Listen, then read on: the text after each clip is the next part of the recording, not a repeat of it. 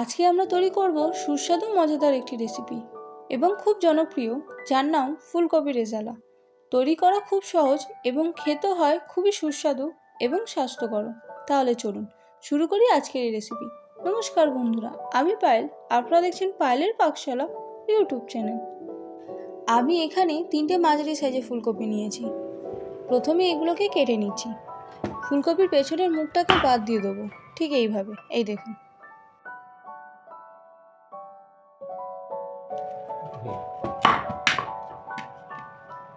এবার এই ফুলকপিগুলোকে আমি একটা একটা করে ছাড়িয়ে নেব, ঠিক এইভাবে। ঠিক একই প্রসেসে বাকি ফুলকপিগুলোকেও কেটে নিয়ে আপনাদের কাছে ফিরে আসছি।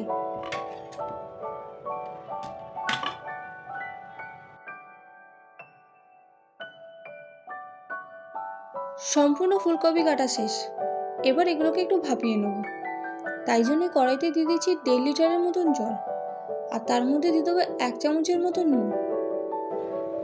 এবার এই জলের থেকে যতক্ষণ না ফুট আসে ততক্ষণে আমরা একটা পেস্ট বানিয়ে নিই। আসুন। এবার এই মিক্সিং বলে দিয়ে দিচ্ছি 25 গ্রামের মতন পোস্ত আর 25 গ্রামের মতনই কাজু ও সামান্য একটু জল দিয়ে এটার একটা পেস্ট বানিয়ে নেব। পেস্টটা ঠিক এইরকম হবে, খুব বেশি ঘনও না আবার খুব বেশি পাতলাও না, একদম মিডিয়ামে। এদিকে আমার জলও ফুটে উঠেছে। এবার ফুলকপিগুলোকে দিয়ে দিচ্ছি। ফুলকপিগুলোকে জাস্ট 2 থেকে 3 মিনিটের মতন ভাপিয়ে নিয়েই আমি তুলে নেব।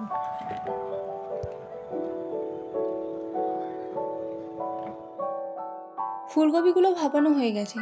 এবার এই ফুলকপির জলগুলো ঝরিয়ে নিয়ে একটা পাত্রে তুলে নিচ্ছি।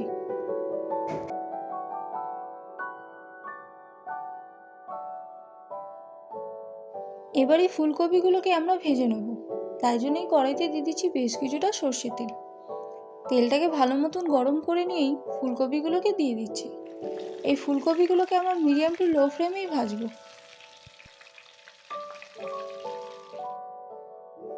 ফুলকপিগুলো ভাজা হয়ে গেছে। এবার এগুলোকে তুলে নিচ্ছি।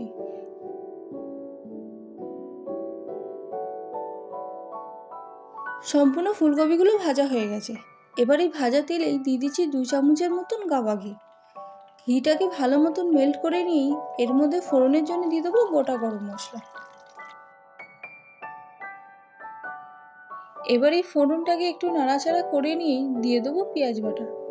এখানে 2টো মাঝারি সাইজের পেঁয়াজকে এইভাবে পেস্ট করে নিয়েছিলাম। এবার এই পেঁয়াজটাকে ভালো মতো নাড়াচাড়া করে কষিয়ে নেব।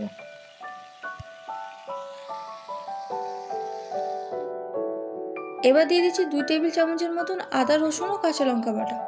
এটাকেও পেঁয়াজের সাথে ভালো মতন মিশিয়ে নিয়ে কষিয়ে নেব যতক্ষণ এর কাঁচা গন্ধ কেটে যায়। আদা রসুনের কাঁচা গন্ধ কেটে গেছে।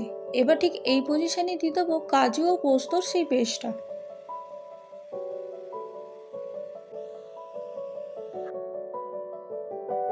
পেস্টটাকে মশলার সাথে ভালো মতন মিশিয়ে নিয়েই দিয়ে দেবো বাটি ধোয়া জল, মশলাটাকে পাতলা করে নেওয়ার জন্য। দিয়ে দিলাম বাটি ধোয়া জলটা। এবার এটাকে বেশ ভালো মতন আমরা মিশিয়ে নেব। ঠিক এই পজিশনে এটাকে অনবরত আমাদেরকে নাড়াচাড়া করে যেতে হবে, যেহেতু এর মধ্যে কাজু ও পোস্ত আছে, না হলে তলায় লেগে যেতে পারে।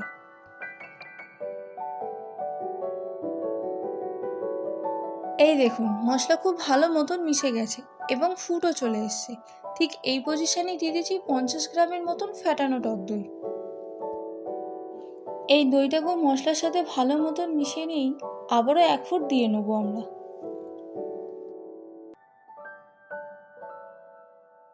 মশলা থেকে ফুট চলে এসছে। একটু নাড়াচাড়া করে দিয়ে দেবো ভেজে রাখা ফুলকপিগুলো।